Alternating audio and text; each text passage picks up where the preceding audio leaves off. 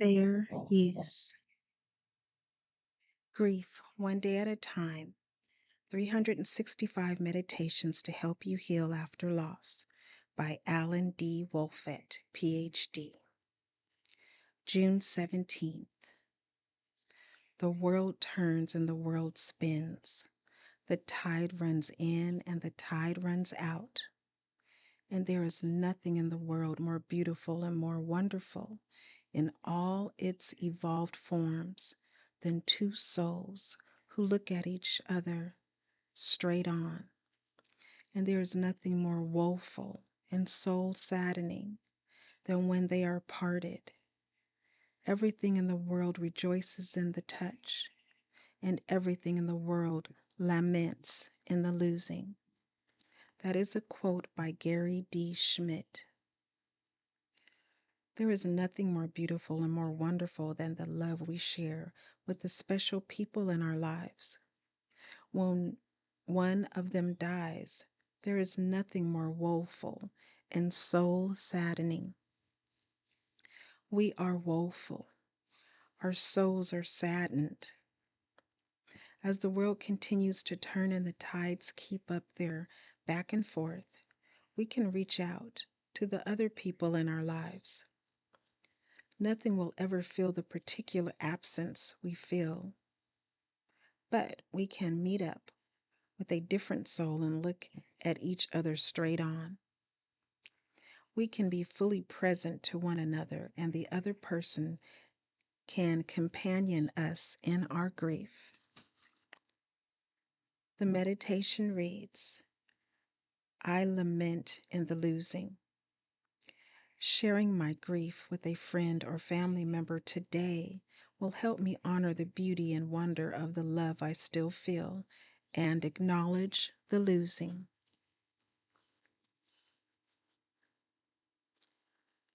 June 18. My father used to play with my brother and me in the yard. Mother would come out and say, You're tearing up the grass. We're not raising grass, Dad would reply.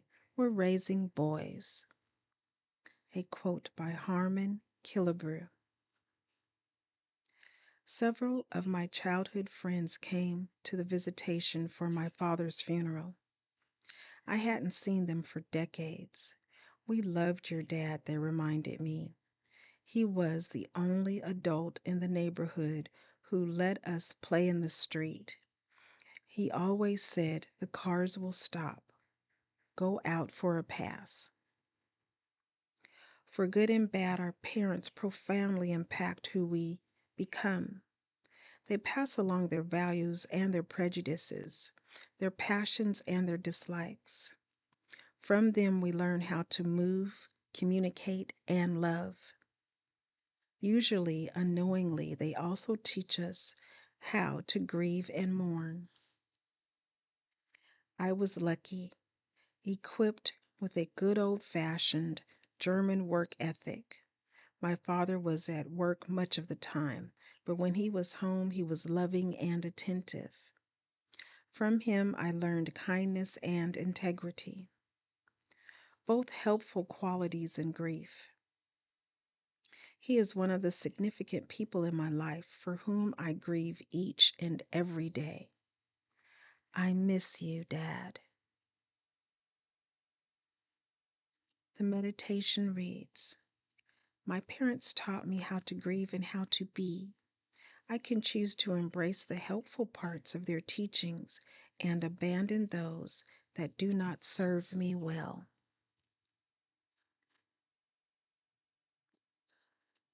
June 19th. Laugh. Laugh as much as you can. Laugh until you cry. Cry until you laugh. Keep doing it even if people are passing you on the street saying, I can't tell if that person is laughing or crying, but either way they seem crazy. Let's walk faster. Emote. It's okay. It shows you are thinking and feeling. A quote from Ellen DeGeneres. Do you ever wonder what would happen if we were all encouraged and trained from a young age to keep showing our emotions and expressing our every thought just as we did when we were little? To never start filtering? Wow, would life be different? There would be some TMI, too much information going on, that's for sure. But there would also be honesty, transparency, truth. Now, what if we were also taught to actively listen to and empathize with others, to bear witness to their pain, to be with and accept them no matter what? I believe life on earth would be utterly transformed. Unfortunately, we don't live in such a world, but one by one, we can claim our right to emote and to have empathy for others. Emotions. It's good for us and it's good for our world. The meditation reads, I can laugh when I feel like laughing, and I can cry when I feel like crying.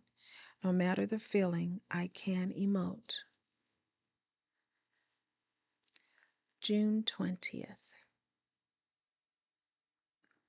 When you look for the good in others, you discover the best in yourself. A quote by Martin Walsh. Our grief makes us appropriately inward focused, especially in the beginning. But when we start venturing out into the world again, looking for the good in everyone we meet is a practice that connects our personal stories of love and loss to the stories of everyone in humanity. Whenever I meet people, even in quick transactions such as checking out groceries, I try to look them in the eye, smile, and really acknowledge them. I slow down and open myself to their unique individuality. If we have a brief conversation, I try to be genuinely curious as well as forthcoming. I also try to assume the best of them and withhold judgment. This open, non judgmental way of interrelating with strangers and acquaintances, too, acknowledges our shared humanity. It activates mutual empathy and releases endorphins. It takes practice, especially for introverts, but it's a ritual that can become a habit and, once ingrained, can transform our experience of life. The meditation reads, I will acknowledge others and look for the unique and the good in them. June 21st. Next time a sunrise steals your breath or a meadow of flowers leaves you speechless, remain that way. Say nothing and listen as heaven whispers, do you like it? I did it just for you. A quote by Max Lucado. Even in the midst of our deepest grief, we can be touched by a moment of beauty, joy, or love. When this happens, let's stop to marvel. It takes mindful discipline for many of us to take even a short break from our busy lives. But the more we practice, the more of a habit it will become. Stop what you're doing. Give your full attention to whatever is creating the feeling of awe, joy, or love in you. If it's another person, speak a kind word of appreciation. If it's a beautiful sight, watch it for a while. If it's a sound, pause and listen. You get the idea. Did you know that attention is a form of currency? That's why we use the phrase paying attention. Whatever we spend our precious attention on grows. Attending to moments of beauty, joy, and love will not take away our grief. Nothing can. But it will make our feelings of awe, joy, and love grow. Learning to truly live even as we grieve and mourn is a worthwhile practice. The meditation reads: When I experience moments of awe, joy, or love today, I will stop and pay attention. June 22nd. Never underestimate the healing power of silliness and absurdity. A quote by Steve Maraboli. A 3-year-old and his dad walked down the street to see their neighbor's new litter of kittens. When they returned home, the boy told the mom there were 2 boy kittens and 2 girl kittens.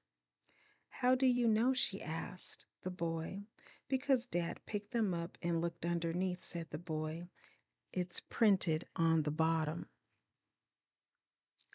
I don't know about you, but I like a little silliness with my sadness. And if it's not naturally occurring in my life, I seek it out. I watch a screwball comedy movie, or I click around to find funny clips and memes online. Hanging out with the little kids always provides a good dose of silly. Have you ever noticed how children are silliness experts? We could all learn from them. Silliness is a close cousin to joy. Welcoming the first leads to experiencing bursts of the latter. The meditation reads, I need the healing power of silliness during my time of grief. June 23rd. Imaginary obstacles are insurmountable. Real ones aren't, but you can't tell the difference when you have no real information. Fear can create even more imaginary obstacles than ignorance can. That's why the smallest step away from speculation and into reality can be an amazing relief. A quote from Barbara Sher. The fear of grief can be crippling. It's natural to worry about how we'll go on, about what will happen next, about how others affected by the death will cope. But sometimes the worry looms too large. It takes over, rendering us incapable of feeling or doing anything else. Usually, when fear and worry are dominating, it's because we're suffering from dirty pain. Clean pain is the normal pain that follows difficult life experiences. Dirty pain is the damaging, multiplied pain we create when we catastrophize, judge ourselves, or allow ourselves to be judged by others. Dirty pain is the story we tell ourselves about the clean pain. Dirty pain is the imaginary obstacles we put in our way. We can banish imaginary obstacles by poking at them, though. Instead of continuing to speculate or assuming, we can find out the truth. We can ask, we can discuss. When we poke our dirty fears, they often pop and vanish. The meditation reads, Today, I'm going to talk to someone about something that's been bothering me. I'm going to find out if it's real or imaginary, clean pain or dirty pain. Either way, talking about it will be an amazing relief. This is DHB, which stands for Devotion, Health, and Beauty Recovery Network. Please like, share, subscribe, and remember that you are not alone.